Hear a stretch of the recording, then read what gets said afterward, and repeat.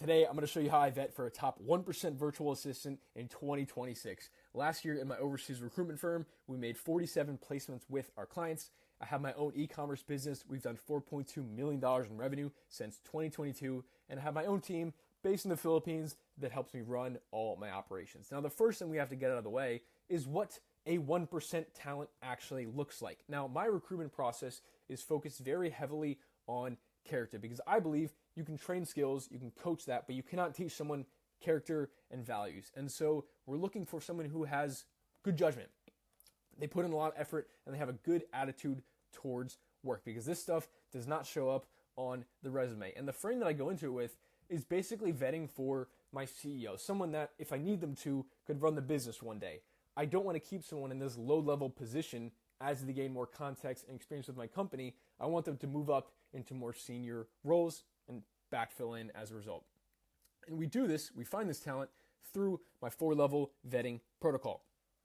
We start off with the initial application.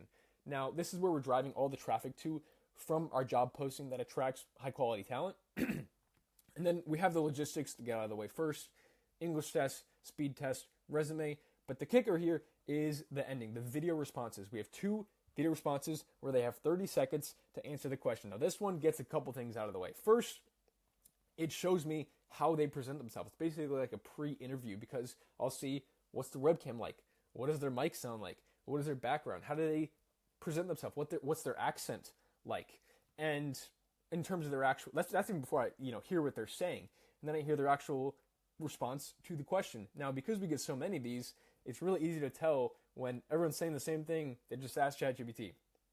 Throughout this process, I have traps that people will I get people to intentionally fall into these traps and fall off at to unqualify themselves. And then I have deadlines. I'm moving this process fast along to make sure we get to the result quicker. Level 2, the ones that make it past there, maybe 10% of the people that apply, get to the mock scenarios. This is situations that would find themselves in the role. So if it's a experienced role, then they better have been in these situations before and know how to react. If it's not, then I'm testing their problem-solving skills, their judgment as one of the criteria we needed. If they do well in there, then they hop on initial interview with me or someone from my team. The initial interview is very conversation-focused, maybe like a 20-minute one-on-one call, and I see it as more of like a due diligence call. Like, can they hold a conversation? Do I enjoy speaking to them? Do I want to keep talking with them after? I focus it on their story. So like getting their journey basically to how we got to where we are today on this call from their career.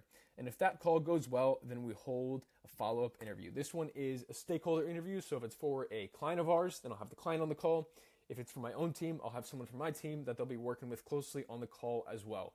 We cover things that came up in the initial interview, red flags. Now, I've had too many of these interviews, these follow-up ones, where it didn't go well, and I'm so glad I didn't follow through with them. And so I always have this. It's basically like a consistency check to make sure that we're still aligned with everything that we've spoken about before. Now, what makes this a top 1% of talent? Well, we probably get, on a job posting, depends on what it is, we'll get 500, maybe 1,000 plus applicants, and with the follow-up, we'll probably take 3 follow-up interviews and hire 1 person out of that. And so 1 divided by 1,000 is like less than 1%. Now, towards the end, we have to make the call once we have our top 2 to 3 options. Now, remember, this whole process, the first week is when we let the applicants come in for the most part. And then the second week is this whole vetting process. Once I've decided who I want to go with, we make the reference checks just to talk to someone from the company, maybe appear to make sure that they're not just totally bullshitting us to this point. And I really want to trust my intuition and my gut that they're going to be the right choice. Now that I've decided who I want, sent out an offer letter, they're starting on Monday, my job is done, right? Well, except for the whole onboarding process. Just because they're a top 1% doesn't mean I don't have to onboard them onto my team. And so this will all go to waste if I do not give them a proper onboarding. So if you want to watch that video, it's linked up here. I'll see you over there right now.